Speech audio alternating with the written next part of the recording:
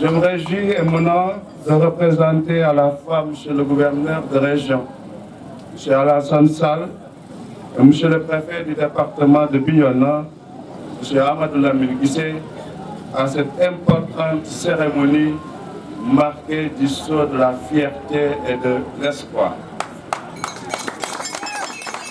Car nous voilà réunis en cette historique journée du 17 février 2017 pour la pose de la première pierre du poste de santé constitué à la fois d'un dispensaire, d'une maternité et d'un logement pour l'infirmier chef de poste, ainsi que d'un mur de clôture dans cette terre bénie de Djinaki. Monsieur le maire, monsieur l'ambassadeur, Excellence, vous l'avez rappelé tantôt, cette commune qui regroupe 25 villages pour une population avoisinant 20 000 habitants a connu et continue de subir les effets néfastes du conflit casamancé et souffre d'un déficit criard d'infrastructures socio-économiques de base. Excellence, monsieur l'ambassadeur, la réalisation d'un tel poste s'inscrit donc dans le cadre de la coopération entre la France et le Sénégal, qui, il faut le rappeler, sont unis par des liens historiques, des liens multiséculaires, des liens de fraternité qui font, Excellence, que vous soyez chez vous au Sénégal et à Djinaki. Ce projet répond à la volonté politique de M. le Président de la République à travers le plan Sénégal émergent, notamment en son axe 2 constitué du capital humain. En ce sens, il vise l'amélioration et l'accès de la qualité des services de santé en milieu rural. La réalisation d'un tel poste moderne représente un grand soulagement au regard des problèmes auxquels sont confrontées les populations de cette commune. Il disposera de toutes les commodités d'un poste de référence, comme l'a rappelé tantôt mon ami et frère, le docteur Moustapha Lo Diatta, est destiné à assurer la prise en charge effective des pathologies dans des conditions optimales de qualité. Je voudrais donc, au nom de M. le gouverneur, en appeler au bon usage et à l'entretien des équipements, toutes choses qui font souvent défaut dans notre milieu.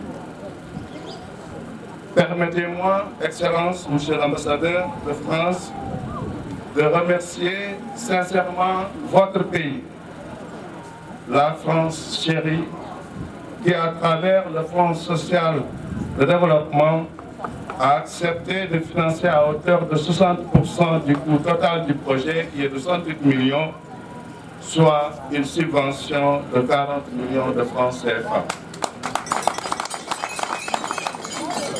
Nous voudrions, Excellence, au-delà des liens séculaires qui unissent nos deux pays, saluer votre engagement personnel ainsi que celui de toute votre équipe et vous exprimer notre profonde gratitude et notre reconnaissance au nom de toutes les populations de Djinaki. Honorables invités, Mesdames et Messieurs, j'en profite pour remercier la commune de Djinaki et rendre hommage à son maire, notre ami et frère Moustapha Lo Diatta, dont l'engagement au profit des populations n'est plus à démontrer.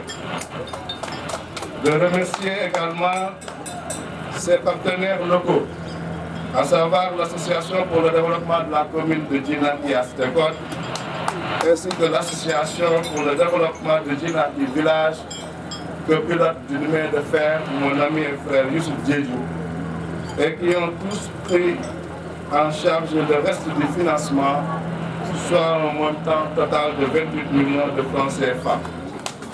Mais aussi saluer l'effort consenti auprès des populations pour satisfaire leurs besoins dans les différents domaines de la vie sociale et économique. Je rappelle que l'amélioration de l'état de santé des populations de notre pays, particulièrement celle de Djinaki, doit être notre combat de tous les jours.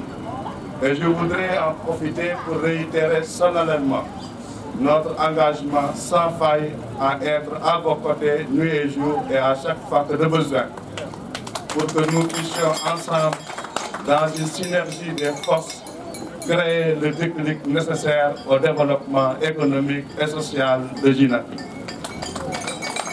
Honorables invités, mesdames et messieurs, avant de terminer mon propos, je voudrais, au nom de M. le gouverneur de région, M. Alassane Sall, lancer un appel aux équipes chargées de la construction de veiller au respect des cahiers de charges et aux clauses du marché.